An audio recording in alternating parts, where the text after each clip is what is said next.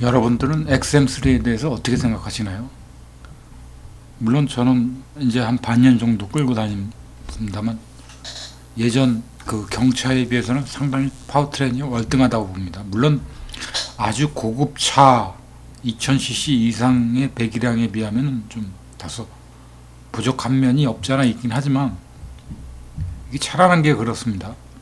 사람의 눈높이라는 게 있고 자기에 맞게끔 차를 타는 부분들이 있다 보니까 제가 보는 시각에서는 XM3가 굉장히 탁월한 듯한 느낌을 많이 갖게 됩니다.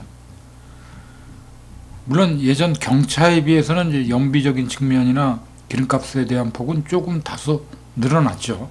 늘어났지만 워낙 경차 위주로만 차를 타봤기 때문에 거기에 대한 눈높이 기준으로 봤을 때는 굉장히 탁월한 느낌으로 다가오는 거죠. 그래서 XM3를 50대인 저 정도 나이 또래가 타기에도 괜찮은 차인 것 같습니다. 물론 상황이나 여건에 따라서는 그보다 더 고급면서 이제 마력수가 좋은 차를 타면 더 좋을 수도 있겠죠. 근데 지금 현재의 느낌으로 봐서는 이 차가 주는 생동감이라든가 기동력은 경차보다는 상당히 월등하고요.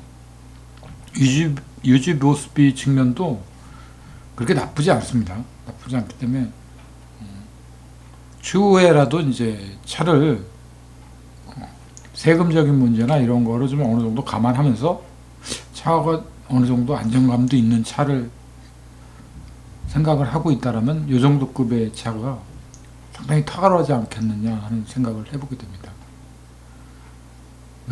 그리고 이제 XM3가 운전자 외에 한 3명 정도가 더 타더라도 그렇게 힘이 딸리지는 않는 것 같습니다, 차가. 물론 이제 거구의 최고력을 가진 사람들이 탔을 경우에도 큰 문제가 없으리라고 보는 게 실제로 이제 한 3, 4명 정도를 태우고 운행은 이제 좀 많이 해봤었습니다, 제가 최근에. 근데 뭐 언덕이라든가 뭐 이런 곳에서 힘 딸림은 전혀 없고요. 경차였던 모닝은 이제 80마력이죠. 그래서 언덕을 올 때 힘이 굉장히 딸립니다.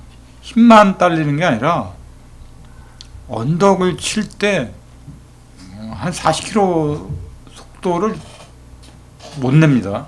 경사가 좀 약간 있다라고 생각되는 그런 경사는. 그렇다고 해서 뭐 언덕 하나를 넘기가 아예 힘든 차는 아니지만 근데 지금 XM3 TC260 같은 경우는 언덕을 극경사로 올라갈 때도 뒤에 한 3명 정도를 태우고 올라갈 때도 그렇게 힘 딸리는 걸 못 느낍니다. 그리고 이제 또 하나는 이제 운전을 하다가 이제 악셀을 밟으면 악셀을 밟았다라고 생각을 하고 이제 밀어주면은 이게 터보 차량에서 툭 하고 튕겨져 나가는 그런 느낌이 있습니다. 그래서 저는 연비적인 측면보다 툭 튀어나가는 느낌이 좀 마음에 걸려서 그냥 에코 모드로 설정을 해놓고 타게 되는데 좀 단점이라고 얘기를 하면은 이 차에 이제 모드가 있죠. 에코 모드, 뭐 스포츠 모드, 그리고 또 하나는 제가 기억이 안 나는데 보통 이제 에코 모드로 저는 이제 많이 타고 다니려고 했는데 그 세팅 값을 디폴트 값으로 두게 되고 나중에 차량을 운전하고서 시동을 걸었을 때 에코 모드를 설정할 수가 있습니다. 그래서 시당초 처음부터 디폴트 값으로 에코 모드를 설정할 수 있는 방법이 없다 보니까 그런 것들이 좀 불편하죠. 불편하고 그 외에 이제 다른 것들 내비게이션 같은 경우는 이제 워낙 전자 장치가 이제 최근의 차들은 XM3뿐만 아니라 다른 차량들도 잘 돼 있으니까 그 부분에 있어서는 굉장히 탁월한 것 같습니다. 물론 다른 차들도 마찬가지겠죠. 그리고 이제 파워 윈도우입니다. 운전석에서 이제 4개의 창을 제가 직접 다 제어를 할 수 있다는 게 이제 마음에 드는 거죠. 계속 수동식 형태의 이제 윈도우를 닫고 여는 차량들을 타다 보니까 뒷좌석에 이제 조수석이나 이쪽에 이제 사람들이 탔을 경우에 그 창문을 열어놓고 안 닫고 내리는 경우들이 많아서 확인 차원에서 직접 올리고 하는 경우들이 많았었는데, XM3 같은 경우는 이제 물론 이제 옵션을 선택한 거기 때문에 그 기능이 있는 거긴 하지만 파워 윈도우가 이제 한 번에 터치도 해서 쭉 올라가 주는 그런 기능하고 락을 걸 수 있는 기능들이 나름 좋은 기능이 아닌가 하는 생각을 해보게 됩니다. 운전자의 편리성이죠. 그리고 차를 타면서 이제 코너를 돌 때 이제 느끼는 거지만, 차체가 폭이 이제 똑같은 길이 사이즈 이제 비슷한 급의 차에 비해서 폭이 좀 좁습니다. 좁다 보니까 코너를 돌 때 그래도 비교적 안정적으로 돌 수 있는 회전 반경이 나오는 것 같습니다. 그 제가 운전하면서 느낀 것 중에 하나는, 차체가 커버리면은 폭이 커서 실용이나 활용면에서는 좋은데, 운전을 할 때 코너나 이제 급하게 돌아가는 라운딩된 도로를 들어섰을 때 분명히 SUV 차량이면서도 안정감 있게 빠져나올 수 있는 상황을 만들어주는 것 같습니다. 그게 아무래도 이제 차의 옆폭이 운전자 중심에 맞춰져 있기 때문에 코너를 돌 때 그래도 비교적 안정적이지 않나, 이런 장점들을 몇 번 느꼈습니다.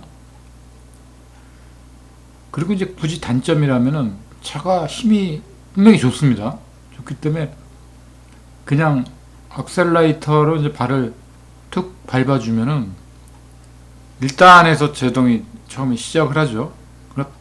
미끄러지듯이 쭉 쳐나갑니다. 그래서 노면과 마찰이 굉장히 심하게 날 수 있기 때문에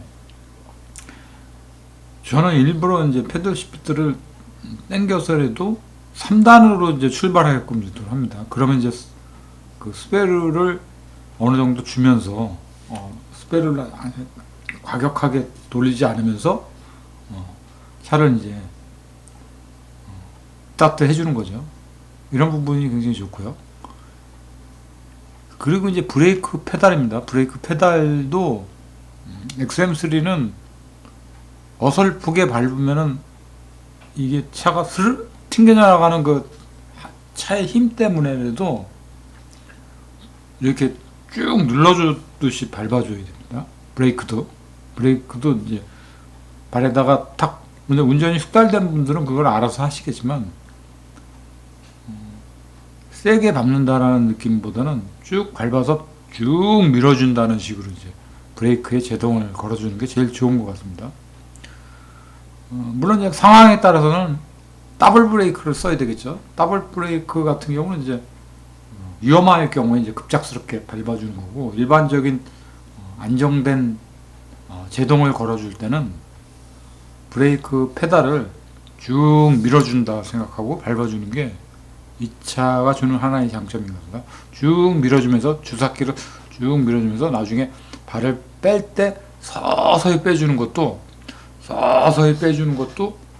차량의 이제 유동 없이, 차체 흔들림 없이, 거의 미동 없이, 서스펜션하고 상관없이 이런 운전 습관에 의해서 차체를 더욱 부드럽게 만들어줄 수가 있습니다. 그래서